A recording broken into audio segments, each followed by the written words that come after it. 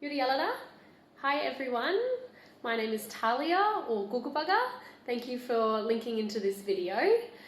I wanted to reach out to all of you. Are you a teacher? Are you a parent, family, a school worker, a student?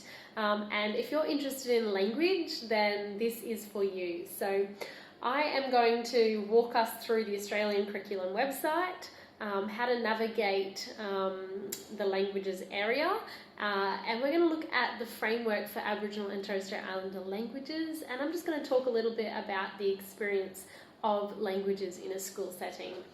So if we go to the website www.australiancurriculum.edu.au, it'll take you to the home page, and on that home page on the left hand side at the top, just click on F to 10 curriculum. You go to F to 10 curriculum overview, and underneath you have the 3 dimensions of the curriculum, which is learning areas, general capabilities, and cross-curriculum priorities. Now you want to find under the learning areas, which is on the first side, on the left hand side, all the way down the bottom with the purple arrow, click on languages. It will come up with a whole variety of languages that are taught in our schools, including Arabic, Chinese, French, German, Japanese, Vietnamese even. And you will find it has the largest variety of languages on the image. That is the framework for Aboriginal languages and Torres Strait Islander languages. So if we click on that, it will then take us through to the framework, and it's got all of the information there under some headings that include pathways, sequences and year level, strands, general capabilities, cross-curriculum priorities, and additional information. So what we want to do is click on the area that is specific to your school and your community context. Now I'm going to click on the Language Revival Learner Pathway, the LR pathway, years F to 10 sequence, because this is the area that my Gugu country, Gugunyungal country, falls under. We fall under this LR category, and so I've also taught and worked alongside other people with the LR pathway. It is the most common of the 3. So you have L1, which is first language learner pathway, LR, language revival, and L2, which is the second language learner. So we click on the LR pathway, and the most common area that I've also worked in is foundation to year 2. So you have your different bands, at 3 to 6, 7 to 10, and so forth. But we're going to click on foundation to year 2 in the LR pathway. If you click submit, that is going to take us to all of the information that is relevant to this area. So F to 2, I want to talk about the band for starters. So F to 2 is foundation. So your prep, year 1 and year 2, over those 3 years in the language revival pathway, students will go through a number of learning experiences and opportunities, connecting with a local language to their school, and having a certain achievement standard by the end of those 3 years. So they might start in prep, they might start in year 1, but by the end of that whole entire 3-year band, they will have achieved a number of elements of learning when it comes to the local language. So in this area, language revival, you won't have classrooms speaking absolutely fluently throughout the whole lesson. It will usually be translated using English as the main source of language, with words of the local language used throughout the lesson. The level of support, it can be challenging and varied depending on different communities, but it is achievable with appropriate scaffolding and support. So, for example, if I was to stand in a classroom with Gugu language as the focus for teaching, then I would use English as my primary method of communication to my students, and I will use basic words like bunde jane, which means sit down, stand up, and I will use body language, as I am already with my hands right now, bunde jane, bunde jane.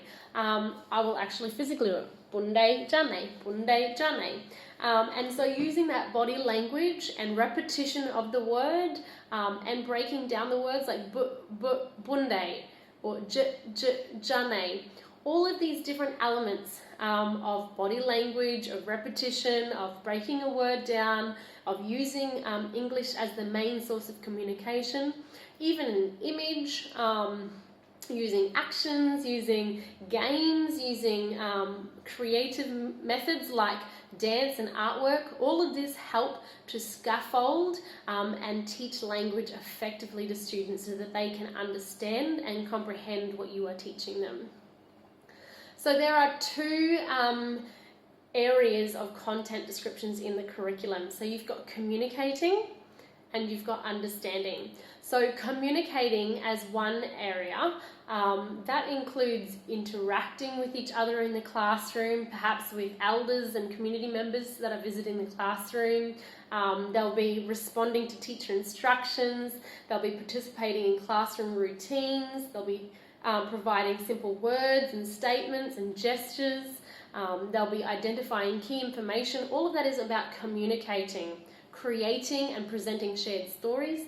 That's a whole lot of communicating when it comes to the framework for Aboriginal and Torres Strait Islander languages. In understanding, we've got a little bit more complicated areas of learning, and so you might focus on the systems of language or language variation and change, language awareness, role of language and culture, role of language building, and so what this involves is learning the different sounds of the language. So in Gugiyalanji, the different sounds might be g or b or ng, and so learning these different sounds but also linking them to written symbols and conventions. So what does g look like in a written form? It sounds like a G, but in Gugiyalanji it's actually written as a K. So that's what the understanding part of learning an Aboriginal or Torres Strait Islander language looks like. And yeah, making that link between the sounds and written symbols. You might also, in understanding, recognise that there are many ways of communicating messages in Aboriginal and Torres Strait Islander languages. For example, you might paint a picture of a local story. You might also tell that local story verbally. You might dance that local story. There are a number of ways of communicating these stories. Another example, language awareness. Recognising that language is part of the broader regional and national language diversity. Where does Gugiyalanji language fit in the broader context of Australia? It is one language amongst how many languages? Understanding that there are neighbouring tribes that might have similar languages, and language tribes that are further away might have vastly different sounds and practices related to their language. So there's two parts of the framework, and that is your communicating and your understanding. So that's a little bit of information around our Australian curriculum, the area of languages, the framework for Aboriginal and Torres Strait Islander languages, particularly with the LR, the language arrival pathway, looking at the prep to year 2 or foundation to year 2, and then with the content descriptions, knowing that there's two parts, communicating and understanding. I really hope that provides you with a bit more insight and understanding about how this language in a school setting is shaped and structured. And so if you have any questions around this, I would be more than happy to talk about it and yeah, answer any of the questions that you might have or point you in the right direction. So thanks for watching, everyone.